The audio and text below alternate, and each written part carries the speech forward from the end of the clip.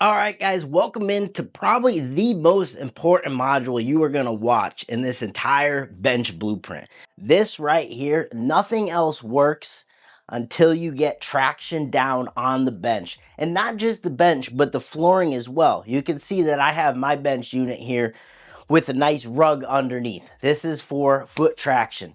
So traction is the most important element because without it, we're not going to have the ability to get into a good tight setup and begin creating tension. We'd have to wait until the bar comes out to pin us to the bench.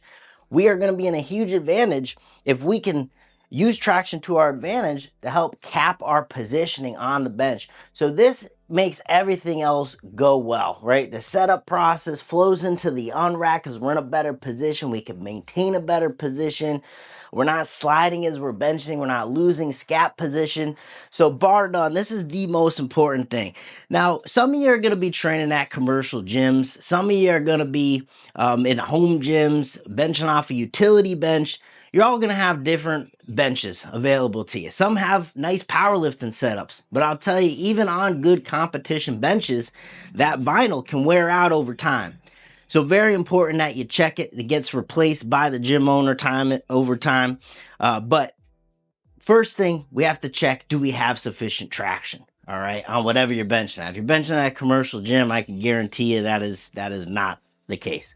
So we need to be able to, we don't want to be able to glide our hand over the top of this bench. So this bench, the pad that comes with this combo rack in particular, does not have good traction. This isn't going to hold me anywhere. I can easily glide my hand over the top.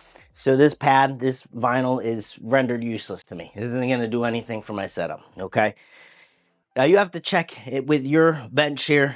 Do you easily slide across? If so, you need to do something to it. And I'll tell you why we're doing this is because any good competition worth its salt is going to have good competition equipment, meaning you'll have a rug on the platform, you'll have good vinyl that's going to keep you in place on the bench. That should never be an issue, all right?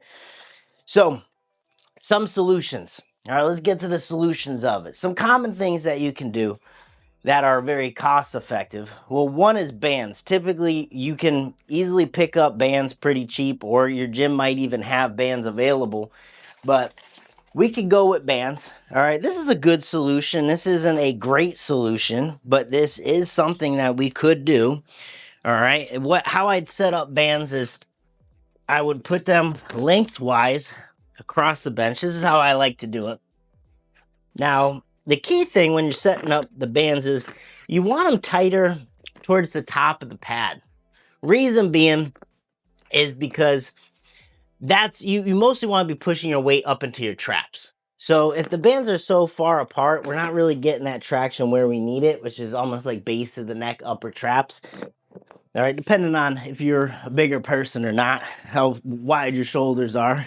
But this is how I like to set it up if we have to use bands. Now, bands aren't great because in the setup process, as you guys will see, you want to be able to slide back and have this, have some wiggle room to be able to slide and get the scaps into a good depressed position.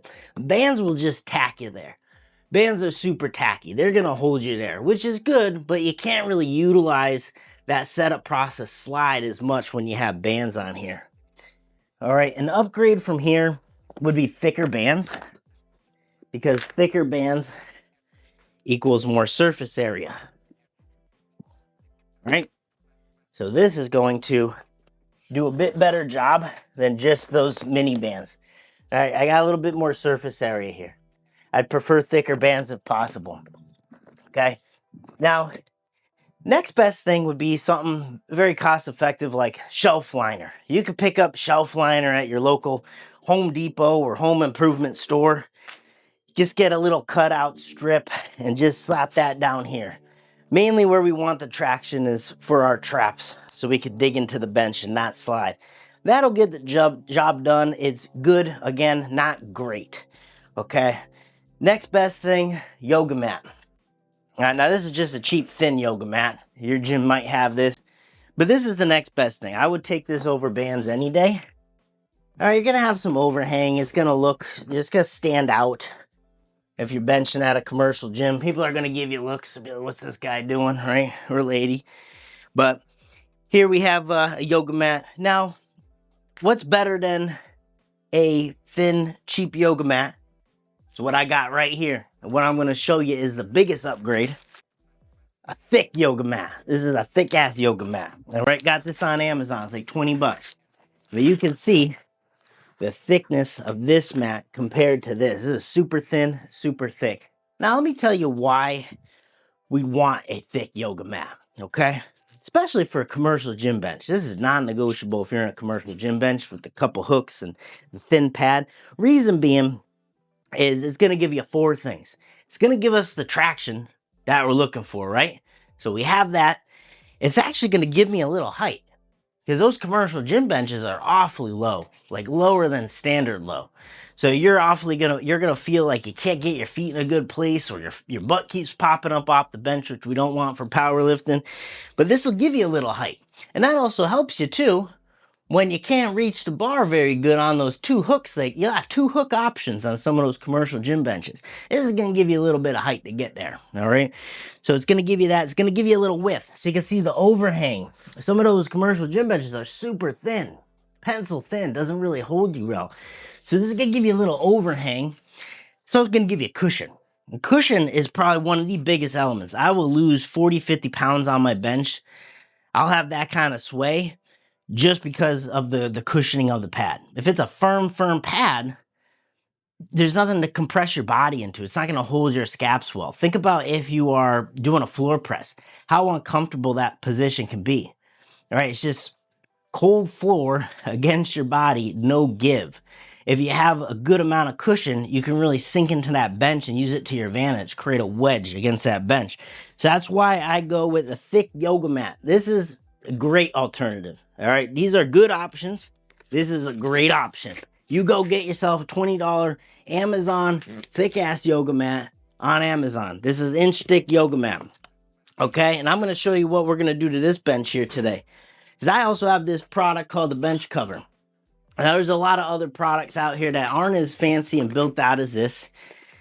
I think it's Backbone or Boneyard, for example, is one of them. OneStrongHerd.com. Rogue sells an ab mat bench cover.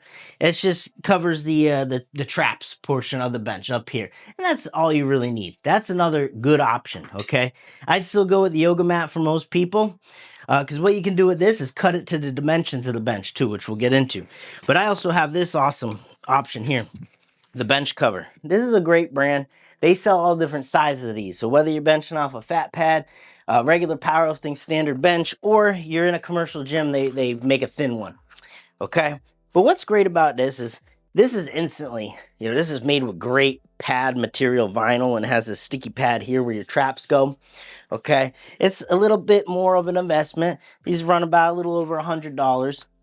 But you pretty much will just throw this over the bench itself, and you can strap it down. It's almost like a bed casing, right? You just throw it over the bench, and you got a beautiful now comp bench cover for your bench. Okay, so this is top notch. So what we're gonna do, which I deem as the best solution, this is gonna change any bench that you're benching on into a great competition solution. What we're gonna do is I'm going to put this bad boy down, inch thick. I'm going to cut it out so it's just wider than the bench. Why just wider than the bench? Well, it doesn't stand out. It's not a huge eyesore, but it also gives me that light bit of overhang. So it actually adds a little width and girth to the bench to hold my shoulders better. So I'm going to cut it out to the dimensions of the bench. I'm going to add a little width to it. But then I'm going to take this bench cover and I'm going to throw this thing over the top. All right, and what this is going to do is this is going to give me the great pad traction I'm looking for, and then the cushion that I'm looking for. So I'm going to have traction, I'm going to have cushion, I'm going to have width to it, I'm going to sink into it real nice like. So if you're in a commercial gym bench, this is something I would absolutely do if you want to take your powerlifting seriously. All right, again, this is the most important video you guys are going to watch. You have to make sure traction's on your bench or nothing else I cover matters. So that's what we're going to do right now. I'll show you that, and we'll go over the final result.